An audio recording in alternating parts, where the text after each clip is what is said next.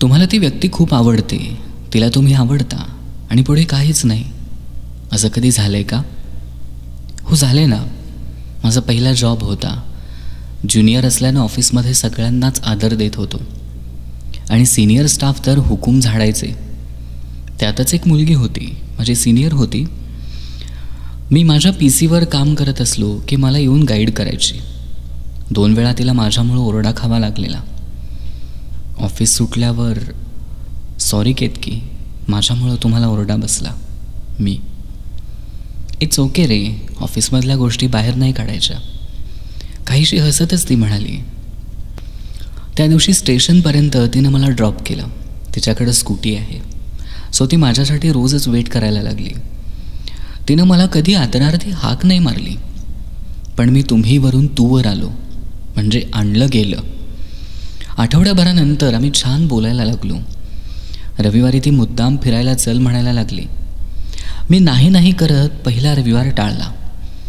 दुसऱ्या रविवारी बायसॅप बिल्डिंगच्या खाली स्कूटीवर हजर. चल म्हणाले ना. थोडासा रागीट चेहरा करून ती म्हणाली.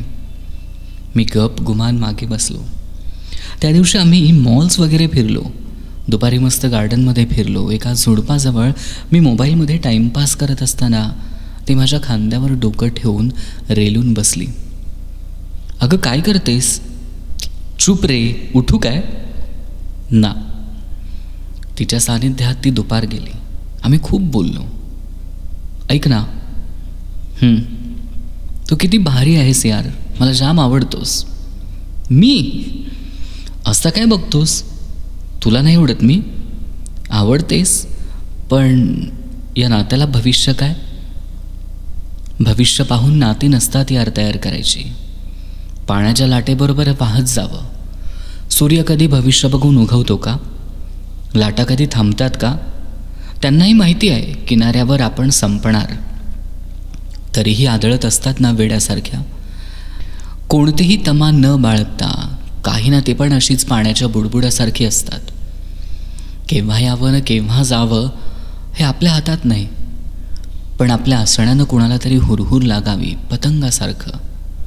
माहीत आहे ज्वालेत जळून मरणार, तरीही बिनधास्त घ्यावी उडी. ती काय बोलते ते कळायला माझ्याकडं मेंदू नव्हता. तरीही आपल्याला अलंकारिक भाषा कळत नाही. विज्ञानात आपण पुढं, पण जाणवलं की हे सुद्धा बरोबरच आहे की. काही दिवसांनी मी जॉब चेंज केला. अधूनमधून भेटते ती, पण खात्रीनं सांगतो आता तसलं काहीच नाही.